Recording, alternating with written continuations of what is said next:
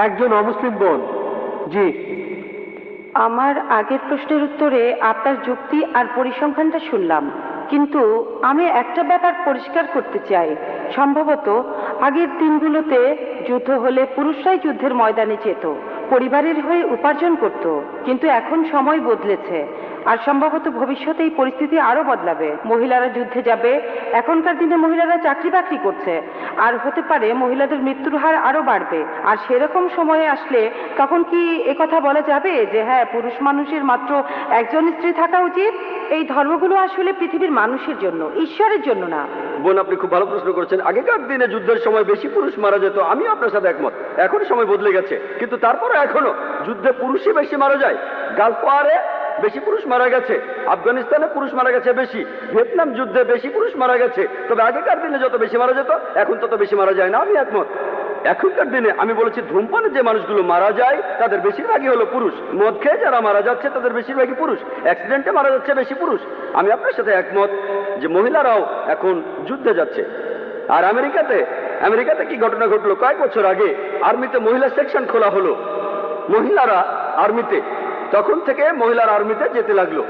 আপনি কি জানেন সেই সময়কার আমেরিকার প্রেসিডেন্ট তিনি ছিলেন বিল ক্লিন্টন। হ্যাঁ, বিল ক্লিন্টন। তিনি পার্লামেন্টে ক্ষমা চেয়েছিলেন। আপনি জানেন 96 জন মহিলা ধর্ষিত হয়েছিল তাদের সুপিরিয়রের কাছে। তিনি পার্লামেন্টের ভেতরে ক্ষমা চেয়েছিলেন।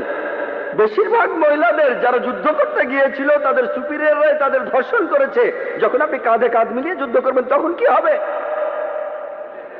এটা হলো পরিসংখ্যান, এটা হলো আমেরিকান পরিসংখ্যান। সমস্যা হলো আমি একমত, আমি আপনার দৃষ্টিভঙ্গির সাথে একমত। আপনার প্রশ্নটা নিষ্পাপ, কারণ আপনি পরিসংখ্যানটা জানেন না। আপনি কি জানেন? আমি জানি মহিলারা এখন চাকরি করছে আমেরিকাতে। জানেন আমেরিকাতে প্রত্যেক দিন 1996 সালের পরিসংখ্যান অনুযায়ী ডিপার্টমেন্ট অফ জাস্টিস বলছে প্রত্যেক দিন 2730 জন মহিলা ধর্ষিত হয়েছে। প্রতি 32 সেকেন্ডে একজন মহিলা ধর্ষিত হচ্ছে। আমরা গত 3 ঘন্টা ধরে এই অডিটোরিয়ামে আছি, গত 3 ঘন্টায় 300-এরও বেশি মহিলা আমেরিকাতে ধর্ষিত হয়েছে যখন আমরা এখানে। এখন ইসলাম মহিলাদের কাজ করার বিরুদ্ধে নয়, ইসলাম মহিলাদের কাজ করতে বাধা দেয় না। তবে ইসলামে আয় উপার্জনের দায়িত্বটা হলো পুরুষের। মহিলা কাজ করলে ভদ্রচিত কাজ করতে পারে, এমন কাজ না যে মডেলিং, নাচা, গান গাওয়া অথবা পুরুষদের সাথে মেলামেশা করা। মহিলাদের কাজ করার অনুমতি আছে বোন, কিন্তু যে কাজগুলো অসম্মানজনক সেখানে সম্ভাবনাটাই বেশি যে আপনাকে ছোট করা হবে, অবিচার হবে। কিছু বলতে চান আপনি?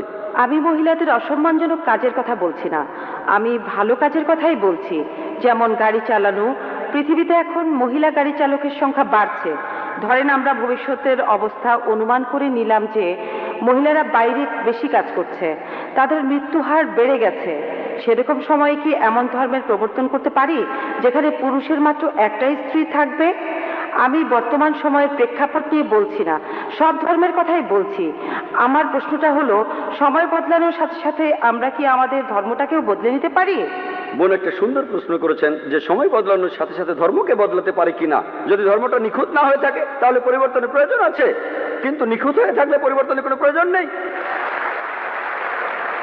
তাহলে ধর্মের ভেতরে যদি সমস্যা থাকে, সেজন্যই আমি বলেছি মাত্র একটা ভুল বের করে দেখেন। আপনি বলছেন যদি এমনটা হয়, যদি এমনটা হয় 100 বছর পরে যদি মহিলারা বেশি বেশি কাজ করে তাদের মৃত্যুর হার বেড়ে যায়, যদি পৃথিবীতে মহিলার সংখ্যা কমে যায়, অনেকগুলো যদি। বোন, সৃষ্টিকর্তা ভবিষ্যতের কথা ভালো জানেন, আপনি আমি জানি না। সৃষ্টিকর্তা ভালো জানেন। তিনি বলেছেন যে একজন পুরুষ একাধিক বিয়ে করতে পারে, আবশ্যিক নয়। যদি আপনার কথা মেনে নেই, যদি আপনার কথা মেনেও নেই, মহিলাদের সংখ্যা সমান হয়ে যাবে। মুসলিম পুরুষরা যে একাধিক বিয়ে করবে এটা আবশ্যিক না। আমার মাত্র একজন স্ত্রী, আমার স্ত্রী মাত্র একজনের, আমি তাকে নিয়েই সন্তুষ্ট, আর বিয়ে করতেও চাই না। এটা কোনো সমস্যা না। কেউ যদি করতে চান তাতেও কোনো সমস্যা নেই। বিয়ে করতে চাইলে করবেন, না চাইলে করবেন না। তবে একাধিক বিয়ে করলে তাদের সাথে সুবিচার করতে হবে। বোন, আমাদের সৃষ্টিকর্তা মহান ঈশ্বর, তিনি ভবিষ্যৎ জানেন। যেমন ডাক্তাররা বলেন সায়ানাইড খাবেন না, কিন্তু ধরেন সায়ানাইড আমার কোনো ক্ষতি হয় না।